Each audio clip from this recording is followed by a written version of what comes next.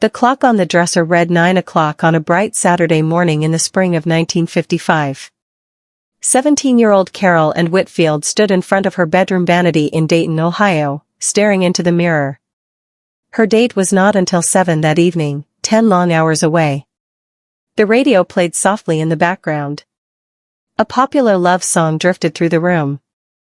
Sunlight spilled across the pink chenille bedspread. Everything looked calm. But Carol's stomach was already tight with nerves. In the doorway stood her mother, arms folded, watching carefully. "Don't forget your gloves. And sit up straight. And remember what we talked about." The instructions had already begun. To anyone looking in, it seemed like a girl getting ready for a date. But something much bigger was happening. As Carol brushed her hair and checked her dress, she was running through a list of rules she had never seen written down, yet somehow knew by heart. Rules passed from mother to daughter. Rules whispered between friends. Rules hidden inside magazines, church halls, school dances, and living rooms across America. Some were printed. Most were simply understood. And breaking even one could change how people saw you forever. This is a countdown of 7 forgotten rules every 1950s girl had to master before her first date. Stay with me. Because rule number 1 explains all the others. To understand those rules, we need to step into Carol's world for a moment. Today, a first date might be nothing more than 2 people meeting for coffee. If things go well, great. If not, they simply move on. But in 1955, things felt very different. A date was not just a date. It was a test. Long before Carol ever stepped into a car or walked into a restaurant, people were already paying attention. Neighbors noticed who picked her up. Friends noticed what she wore. Parents noticed how she behaved. And if the boy came from a respected family, his mother might hear every detail before the night was over. For many girls, reputation was one of the most valuable things they owned. It could take years to build, and only one bad story to damage. That may sound unfair today. But for girls like Carol, it was simply the world they lived in.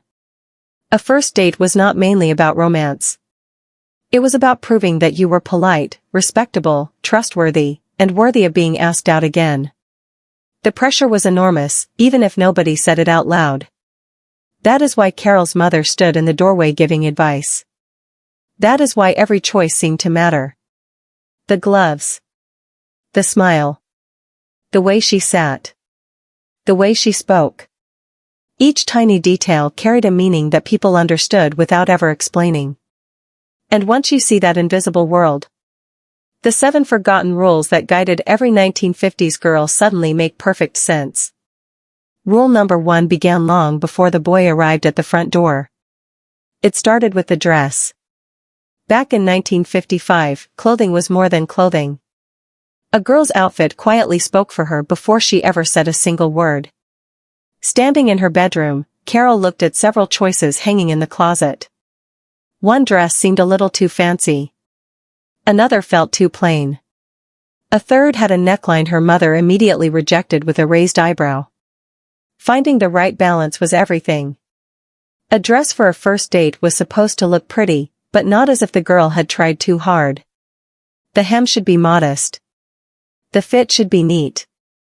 The colors should feel cheerful without drawing too much attention. Even small details mattered. A ribbon. A pair of gloves.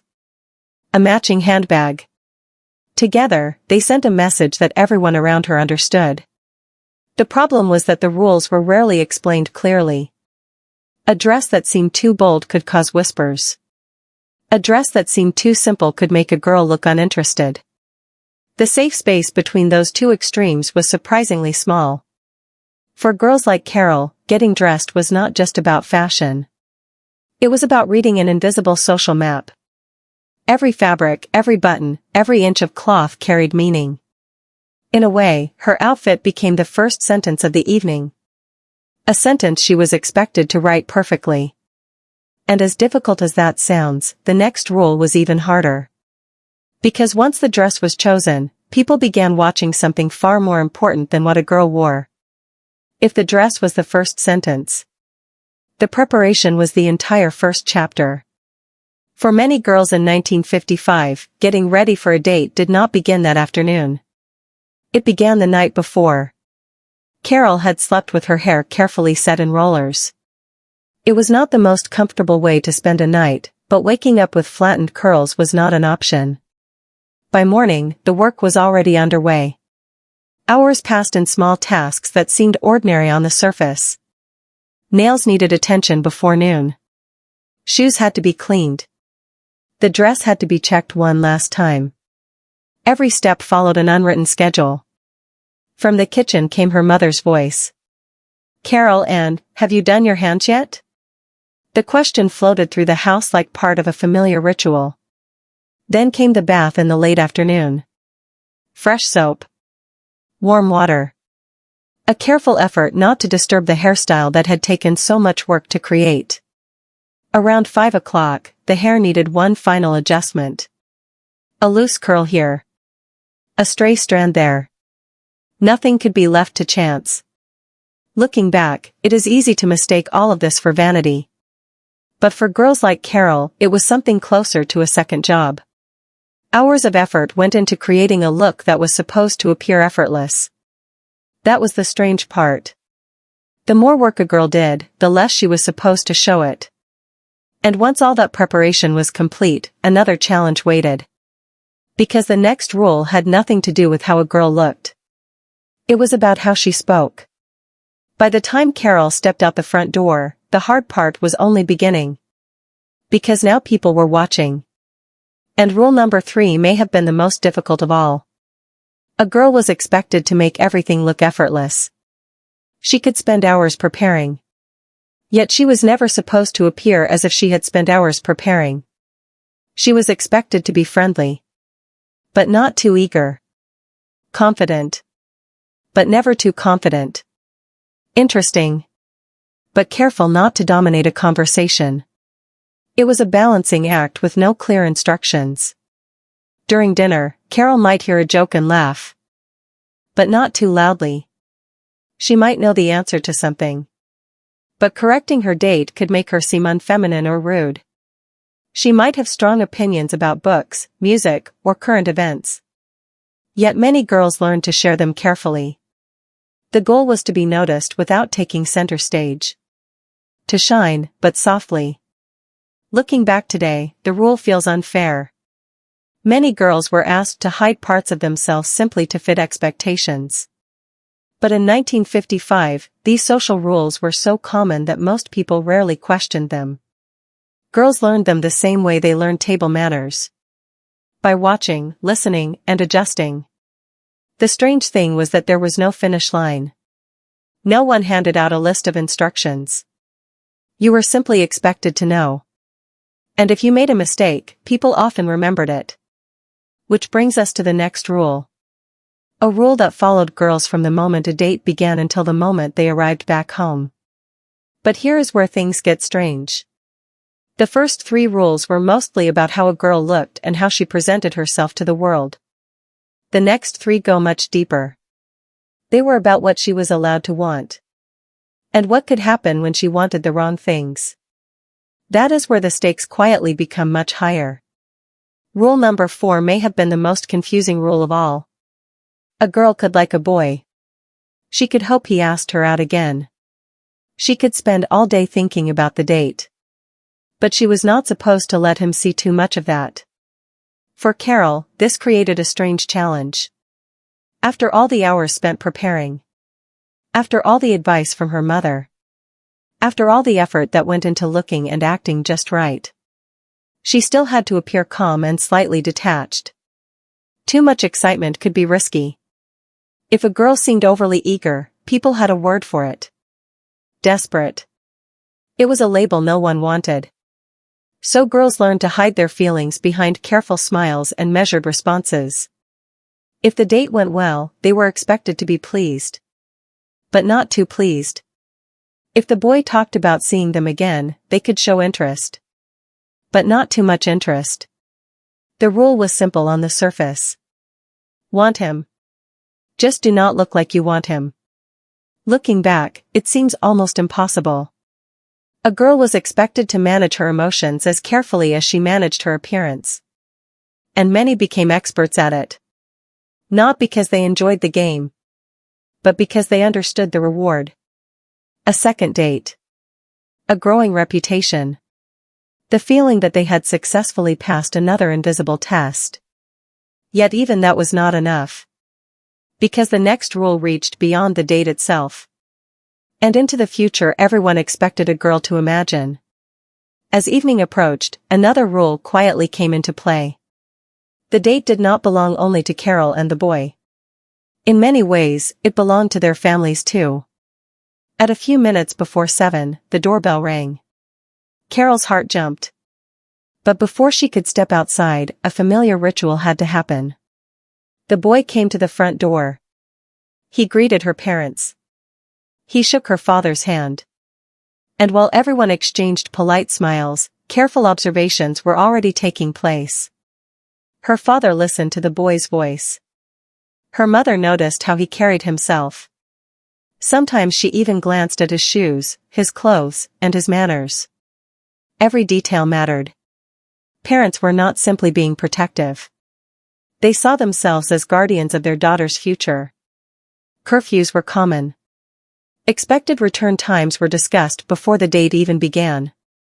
And if a girl arrived home late, questions usually followed. Many dates also unfolded under the eyes of friends, neighbors, restaurant staff, and other families. Privacy was limited. The community itself acted like a quiet referee. That meant one evening out could affect how people viewed both families.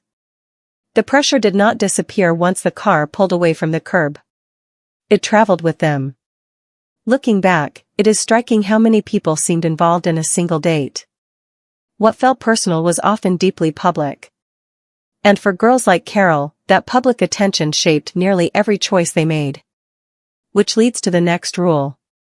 A rule that touched something even more powerful than parents, neighbors, or curfews. It touched a girl's future. Beneath every rule we have covered so far, there was one larger rule holding everything together.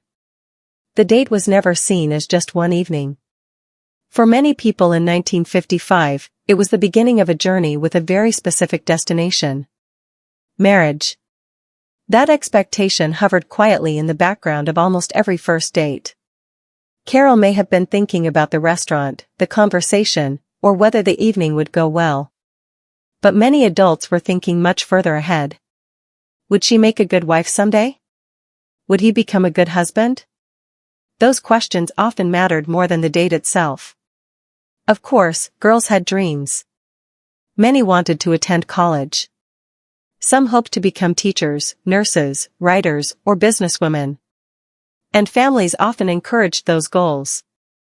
At least for a while. But there was an unspoken understanding that these ambitions might be temporary. A career was often viewed as something a young woman did before marriage, not instead of it. That did not mean every family believed exactly the same thing.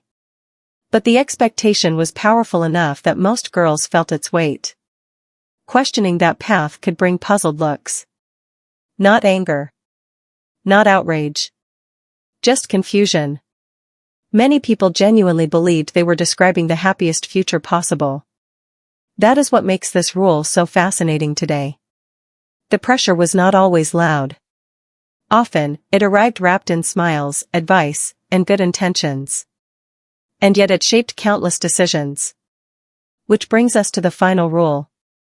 The one that reveals what all the others were really protecting. The final rule was not really a rule at all. It was the belief that made all the other rules make sense. For much of the 1950s, society treated a girl's path as a journey with one approved ending. Before marriage, she was being evaluated. After marriage, she was expected to be settled. That belief shaped everything. Some rules were written down in etiquette books. Some came from parents, schools, and curfews. Others lived only in whispers, raised eyebrows, and community expectations. Together, they formed a system. Not always cruel, but powerful. And once you see how the pieces fit together, it becomes difficult to unsee them. Now it is 6:55 on that Saturday evening in Dayton, Ohio. Carol Ann stands in front of the mirror one last time. Her hair is perfect. Her dress is perfect. Her gloves are in place. She looks ready. What she does not know is that she has spent the last 10 hours following rules no one ever fully explained. Rules she learned simply because everyone around her knew them. Then, the doorbell rings. If this brought back a memory, a photograph on a dresser, a mother's voice through a doorway, a story you were told or perhaps one you lived. Subscribe for more vanished history. There are many more hidden stories waiting to be uncovered. And the next one is ready when you are.